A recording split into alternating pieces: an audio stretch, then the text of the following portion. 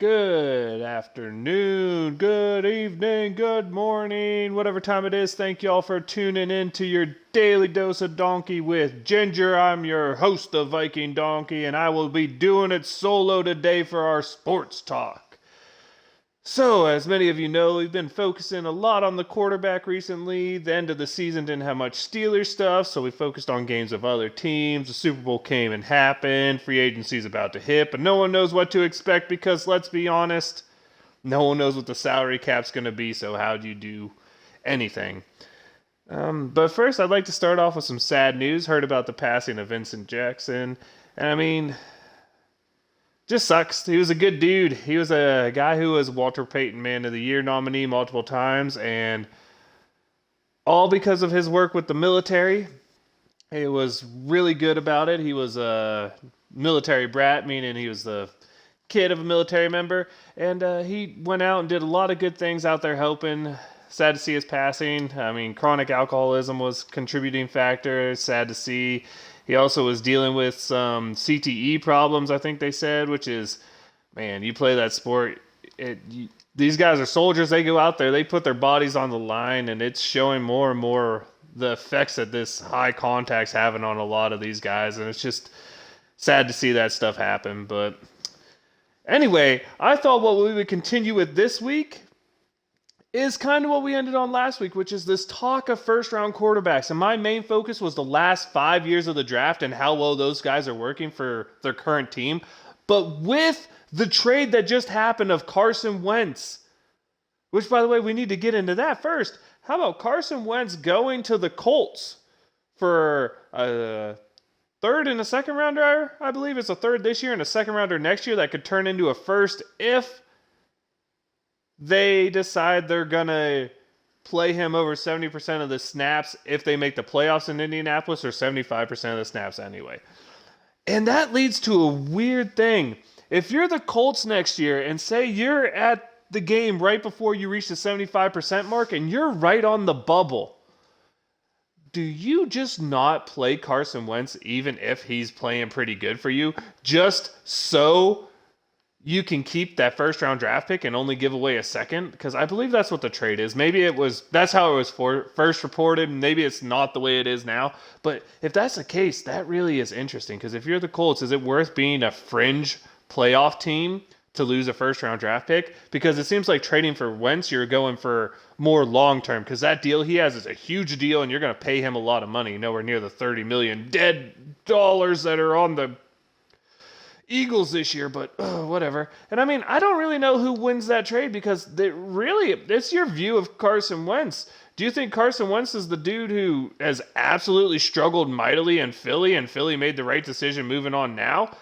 Because if that's the case, then Philly wins that trade, getting a couple draft picks for an expensive guy who, yeah, they're going to take the big cap hit on, but who doesn't fit their plans anymore. Or is Carson Wentz that guy who was having a great year before he got hurt during their playoff run? Because if he's that guy, then the Colts are hands-on winners. I mean, I don't know which way to take it. I don't know how you want to take it, but it could be a good trade either way, depending on your view of Carson Wentz. And that's the kind of trade you like to see. I like trades that are, hey, this guy needs to perform for you to get the true value of a pick. I like that idea, because you don't know how a guy's going to act for you. So when you trade away 2-3 first rounders for you don't know what's happening, that's crazy. But I mean, Carson Wentz brings the end of an era, because Jared Goff got traded and Matthew Stafford got traded. I think it's going back 6 or 7 drafts ago, all the way to like 13 or 14, 15 drafts ago. Not a single quarterback picked in the first round during that time is on their current roster. And that's just hard to believe with the way a lot of those guys have gotten paid, including Jared Goff and Carson Wentz. And we're even seeing more modern quarterbacks hit that way, because you're talking, Deshaun Watson wants out. It's just, are we at an era now where the first round quarterback, even if he's a good one, doesn't stick with his team? Are we done seeing the years where a Phillip Rivers gets 17 years to try and prove he can win, where a guy like Carson Wentz, as soon as you have 1-2 bad seasons, the team's like, you know what?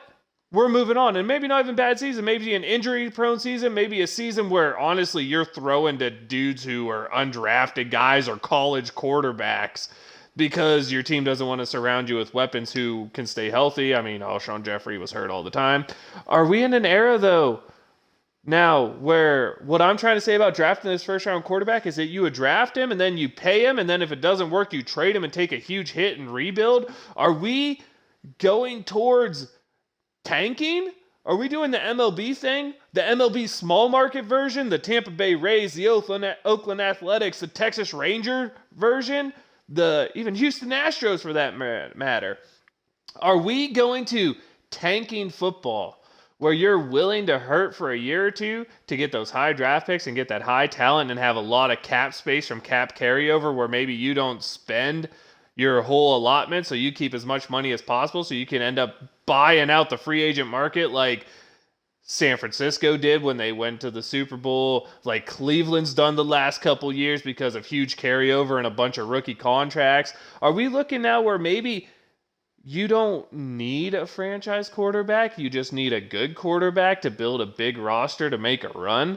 I mean, you look at the guys who are at the end this year, 4 franchise quarterbacks, possibly, depending on your view of Josh Allen. I mean, is it, if you don't have one of those top 5 quarterbacks and you have 1 or 2 bad seasons, do you just trade for a rebuild? Is that what we're moving towards? I don't really know. I can't really say.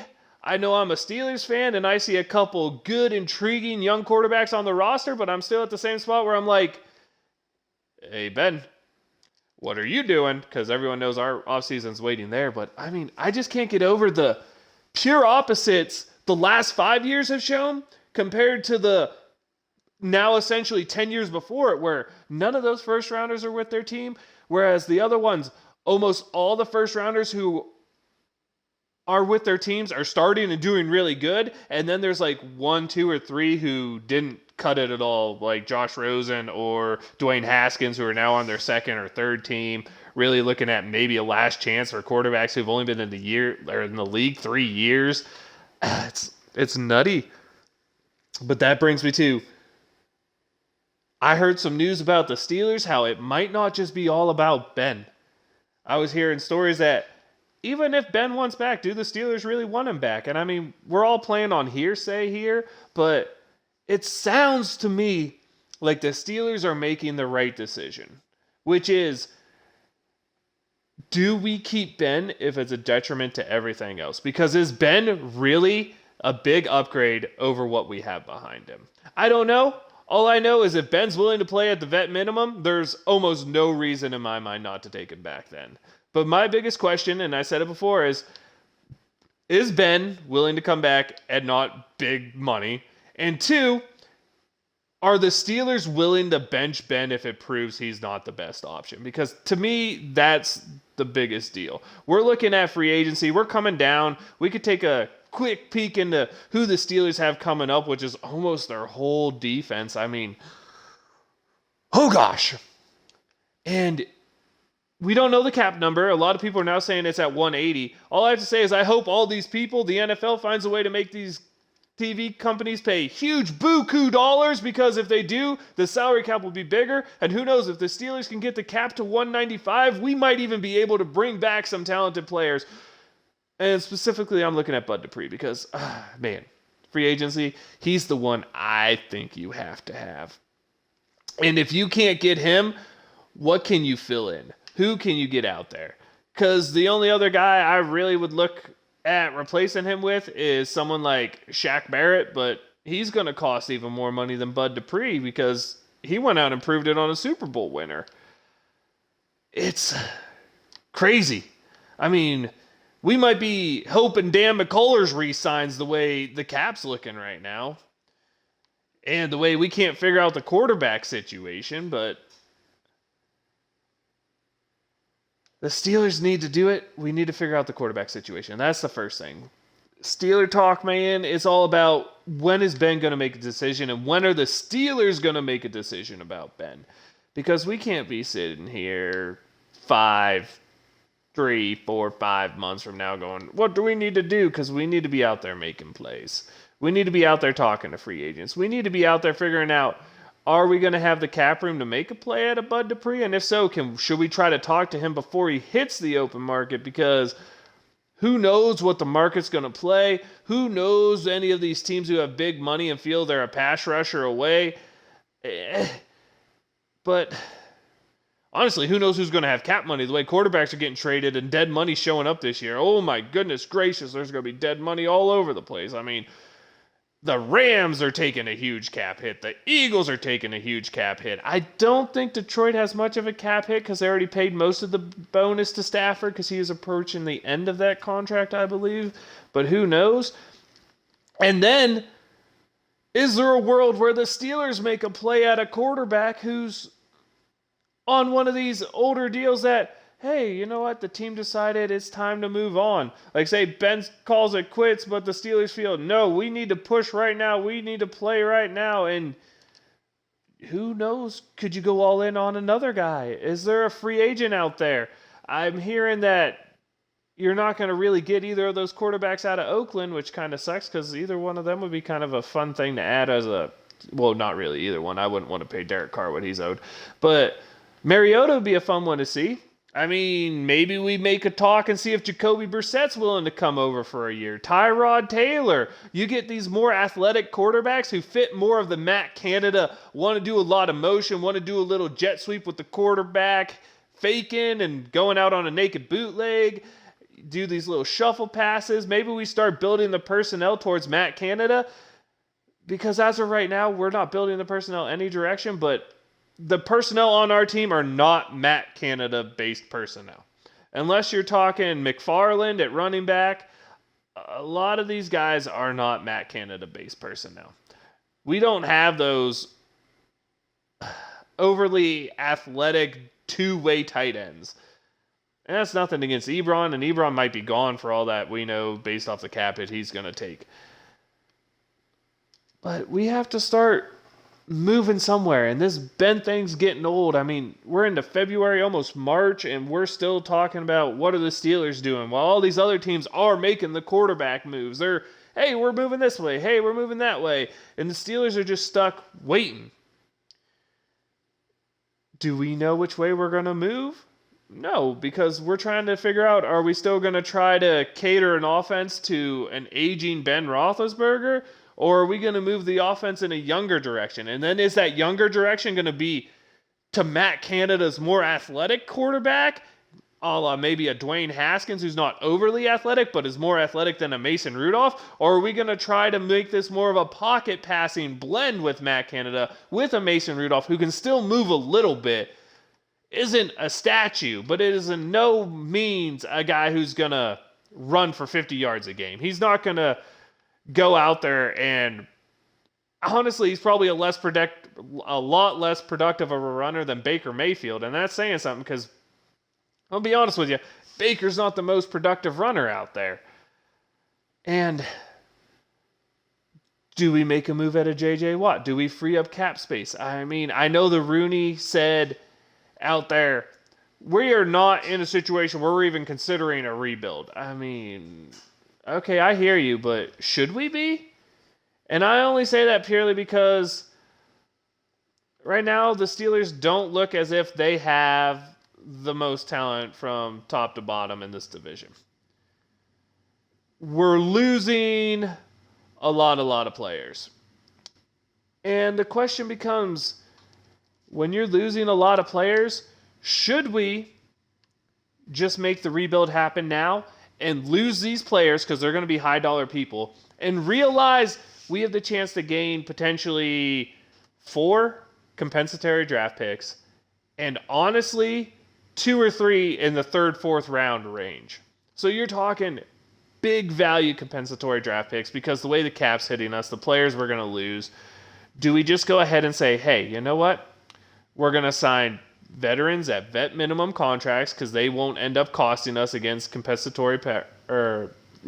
the compensatory formula, and we're going to go ahead and play a bunch of young drafted guys, let these guys play out the last years of their contracts, hopefully rebuild that offensive line, but who knows if we're going to do that. And I feel a lot of this decision will happen when the decision's made on Ben.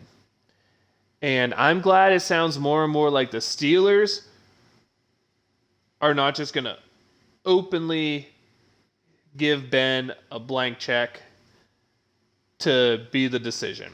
I don't mean a blank check in terms of money. I mean, it's his decision. If he wants back, there's no way he doesn't come back. It sounds like if he wants to come back, there's going to be criteria that has to be met. I, for one, am of the hope that criteria is he will play for vet minimum, which Ben has said openly. He doesn't care about the money. It's not about the money. Well, let's see if that's true. Bring him back at vet minimum. And then I know he'll still count 20 plus million against the cap. And hell, tell him he's not guaranteed the job.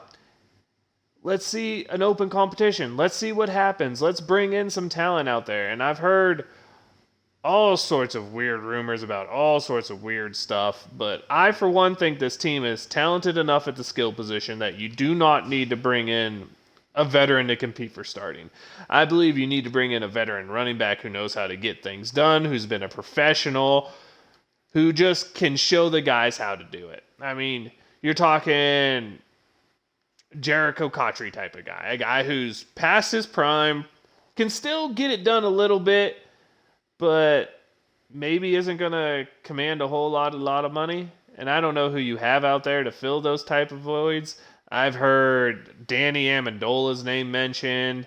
So maybe someone along the lines of that. I personally don't know very many who are out there. Maybe Mohamed Sanu is another one.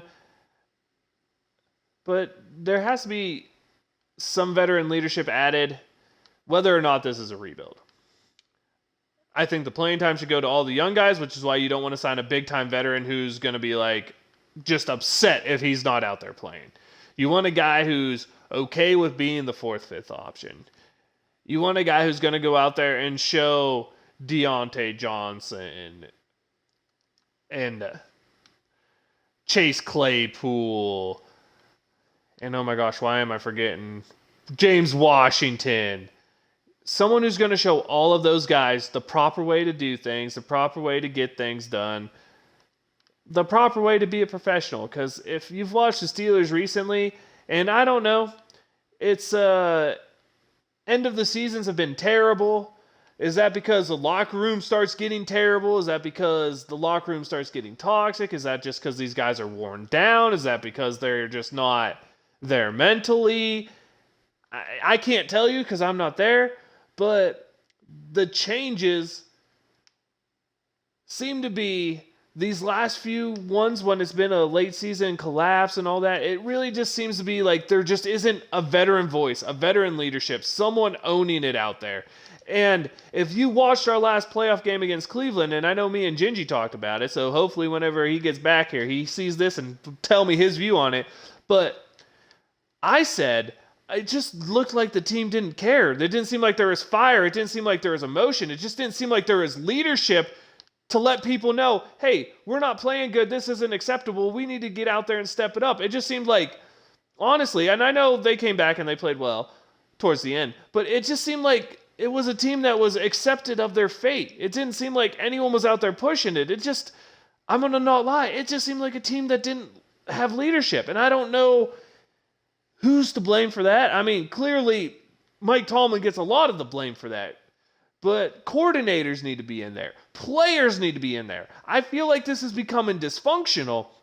And as a Mike Tomlin supporter, that's hard for me to say because I believed in Mike Tomlin. But this is the first year I started to doubt it because the team just got dysfunctional. And I don't know. Is it players? Is it toxic players in there? I know that we've had a lot of Steelers leave and a lot of people brush off the notion like, oh, they're just mad because they left. But we've had a lot of people leave and then say, oh, it's so much better being out here. It's so much better being with someone who cares. It's so much better being with someone who will take the blame and not put it all on you. And is there truth to this? Do we need to rebuild just because the culture has gotten toxic in Pittsburgh? I don't know. I know that plenty of people who've left have said it's better out there. And then you have other guys who fail when they go out there and say, man, I shouldn't have left Pittsburgh. Pittsburgh's so great, yada, yada, yada. They come back. They love it. And, I mean, is that just nice lip service because they're happy to be back? Like, what is going on here? I feel like for the first time in Pittsburgh, I feel like we are one of those teams who we don't know where we're going. We don't know what we're going to do. And I don't know how we fix this. Do we try to do the new way, which is acquire a former quarterback who has shown some things from another team? And did we do that in Dwayne Haskins? Or do we draft one and build on a young roster, which seems to be the way that wins now? I mean, you look at the teams that win outside of Drew Brees, who was a weird situation because of an injury, left his former team, and Tom Brady, who left his former team because he finally got sick of being in Bill Belichick system. You're talking the quarterbacks at the end of the day who have made the playoffs were mostly guys drafted by their team. And I mean, I know we can say, well, that's not all true. You had in there Phillip Rivers at the end of his career finally went somewhere else and made the playoffs, but really didn't do anything there. You have Ryan Tannehill, who left Miami and has looked a lot better in Tennessee, getting away from that train wreck that was Miami at the time. But look at the rest of them. In the AFC, at least, drafted by their team. You go to the NFC, you had Jared Goff. You had, oh my gosh, why am I slipping names here? Russell Wilson. You had Alex Smith with a losing team making the playoffs, was kind of weird. You have Aaron Rodgers. Again, you were looking at a lot of guys who were drafted, making it, and then 2 signings in Brees and Brady. But again, it's mostly guys on their first team who were drafted. So I don't know. I mean, we're seeing a lot of changes, and next year's going to be really fun to me because I have looked at these stats. I have broken down these stats so many times and focused so hard on what is going to happen with these quarterbacks that I don't even know where to go now. It's like, who is the right way? All these quarterbacks are moving, and this is going to be the year that we get to see because you have Carson Wentz moving into a playoff situation. Can he better that team? Is that the way to go? You have Matthew Stafford moving into a playoff roster. You're finally seeing a lot of quarterbacks move into playoff rosters that weren't drafted. You're not looking at teams building up through the draft and then building that playoff roster with that quarterback they took. You're looking at teams try to take that quarterback to take them to the next step. You saw the Colts do it by going out and signing an upgrade they viewed in a guy. Well, ironically, they upgraded a guy they traded for in Brissett with a guy they signed. So, I mean, is that the way to do it now? Are we looking at, you look at quarterbacks who were former, by the way, most of these guys are all former first-round draft picks. Is that the way we're going to adjust? Are we going to start seeing former first-round draft picks instead of, and most of them on big contracts, by the way, when the other team sours a little bit because of bad performance for a year or two, are they going to start all getting traded? And then if they get traded, are they going to be successful? I don't know. I want the Steelers to draft a quarterback this year, but I don't know. Maybe this is the new way. Maybe finding these quarterbacks who, by the way, you get away without taking a huge cap hit off the signing bonus because the signing bonus is a huge part of their salary, and you get actually a steady payment salary that's a lot less than paying for a franchise quarterback. Is the way to do it. Take a guy who their current team views as overpaid, and the current team is going to have to pay a big dollar amount to, so that you don't have to pay that big dollar. You don't have to worry about teaching a rookie quarterback the way. You get a veteran quarterback, and you get salary cap stability. And we're going to go join Foshnot Day because it's fun, and it's only here once a year. But anyway, back to the quarterback talk. Should the Steelers be more focused on trying to add a guy like a Mac Jones in the draft? And I'm not even saying Mac Jones. Take whoever your favorite first-round prospect is. Or should we be more focused on trying to get a Deshaun Watson who's mad at his current team and his current team's not happy with? Or do we say, a veteran quarterback signing is the way to go. Better for us, we don't have to do the veteran quarterback signing. We already have Ben Roethlisberger on the payroll.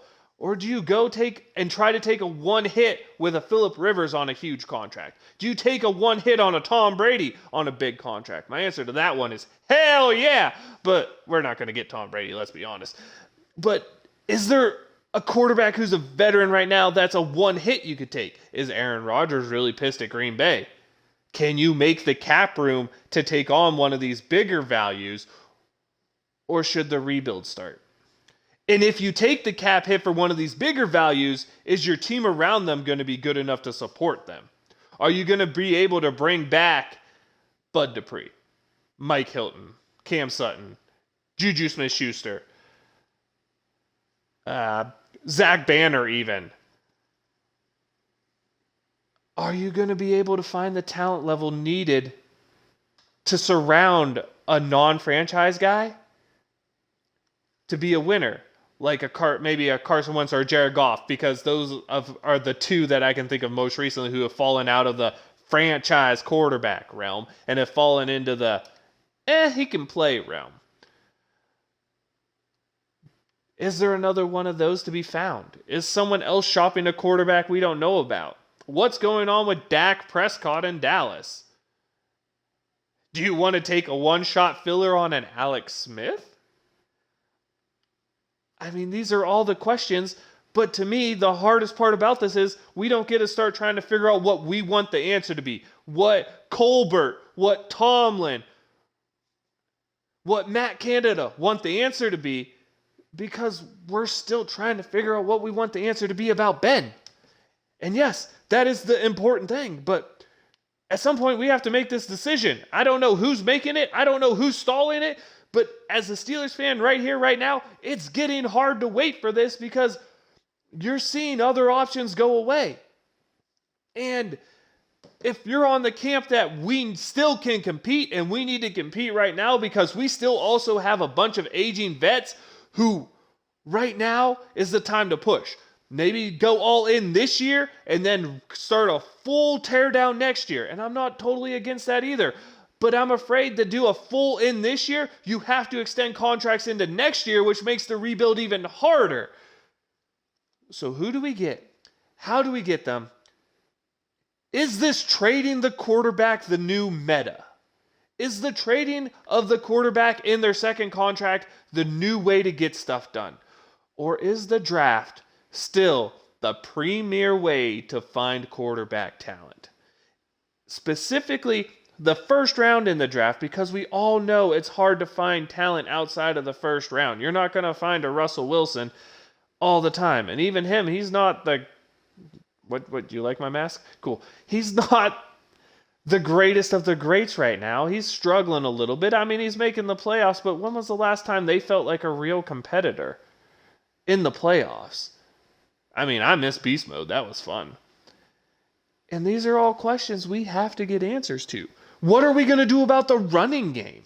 I mean, let's not pretend we weren't 32nd in the league in rushing. And now I think a lot of that has to do with the freaking fact that we hired a dude who should have never been hired in Randy Feechner to go ahead and appease Ben Roethlisberger. And he took over the play calling of the running in week 5, and we just looked terrible. I would love to see James Conner back. I think he has a lot to show here. I think mixing James Conner with McFarland would be a great combo used in a Matt Canada offense. I would love to see a little more mobile quarterback back there. I would love to see this receiving core add a veteran. I know we're probably going to lose Juju. I mean, if we could get him back at under $7 million a year, I would take him. Anything over 7, heck no. But either way, I want to add a veteran who can teach these guys just how to be professionals. And then I want to just go so hard on the draft. Offensive line, every pick outside of that first rounder who I think should be a quarterback should be an offensive lineman. We need to just take a chance, take a bunch of big, bully guys who can push people around because we have been too soft, too flat-footed, and I don't know if it was losing, I can't think of the old offensive line coach. I'm sorry I'm forgetting his name, and he was such a great one. Went over to Denver, and they seem to be doing pretty good running the ball. Was it purely our offensive line coach who made a bunch of average Joes look good? And if that's the case, we need to replace every one of them, including DeCastro? Or is it we just kind of got out of our ways, went to this little choppy foot BS like we're trying to play basketball and keep our feet moving? Dude, that's not a way to create any push. These guys were fine at pass blocking, but to be fair, we never really saw them pass block for extended time except for the last few games, and when that happened, Ben got killed. So, we need a decision right now from Ben to start the rebuild of this team. I would love to hear everyone's comments and everyone's view of it, because I want to put together a way we can go in different directions, the best way to go forward. So if anyone has comments and stuff about what they want to see, who they're looking at, would they think this guy would fit, I would love to have comments added on the YouTube when this comes out so that I can be like, yeah, you know what, we looked at that. That looks like a good idea, but how do we make it work? It was just like when I talked to Gingy about Deshaun Watson. That is a great idea, but how do we make it work? First off, what do we have to give up to get it? And then how does that fit in our cap situation? Can we sign more people, or do we have to get rid of more talent there? Should we start a rebuild now? And if so, who are the players we should look to get value from? And then what type of value can we get from them? Like, when you're trading people, it's hard to get value. I mean, I'm sure the Eagles thought they would get a guarantee. As a matter of fact, I know they did. Thought they would get a guarantee first-round pick for Carson Wentz, but they get barely one that flops into it. And then you get the other side of the thing. You get Detroit getting multiple first-rounders and a number one overall quarterback at one time who has been to the Super Bowl. Maybe not the Super Bowl, but the NFC Championship game. I don't remember. I'm pretty sure the Rams made it. Maybe they... But Goff... I don't know why I'm drawing a blank there. I'm sorry, guys. It's a little late here. But Goff, who's got it done and has put up really good numbers that at one point people thought was taking the step into being one of those top-tier quarterbacks. And it's not like he's old. But then you always have to fear, do you get the Josh Rosen? Do you get the Dwayne Haskins?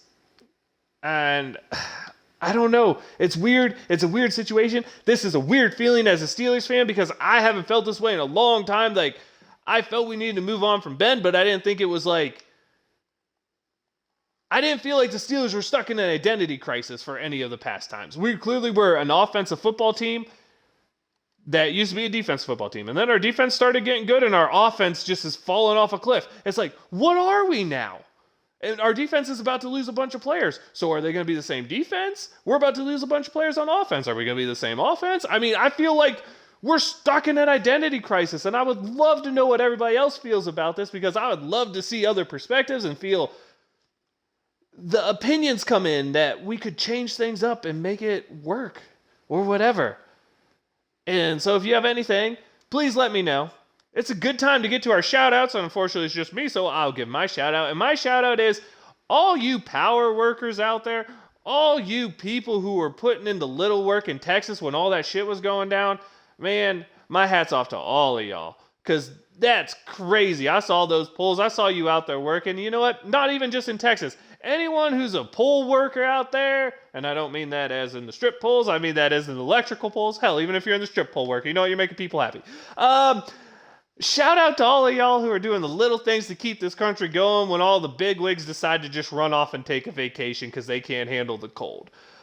Shout out to all y'all, just like the medical field, who are out there doing your jobs when no one else wants to leave the house. Shout out to all of y'all, because you're making stuff get done, and it's fun watching the little people get respect in the big scheme of things, and I just happen to love it.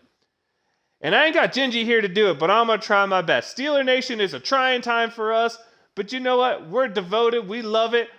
Wave them like you got them, because you know we got 6 of them still. And you know what? Maybe we're a little closer to 7 than everyone thinks. Anyone has anything they want to say, go ahead, leave a comment at the bottom. Hit me up on the socials. I'll be doing it all the time on Xbox, the Viking Donkey. You can catch this YouTube show, if you're watching on YouTube, live on my Twitch channel at Viking_Donkey. That's if you go to twitch.tv/Viking_Donkey. Feel free to come, hit me up, talk to me all the time. Let me know what you think. You want to be a part of a conversation? Let me know. You have something you want me to talk about? Let me know, specifically sports related. Although if it's anything else, I am looking to add more things, so feel free to hit that up. Thank you all for tuning in once again. Steeler Nation, I love you. Anybody else who's out there watching, I love you all for viewing. And I'll catch you again next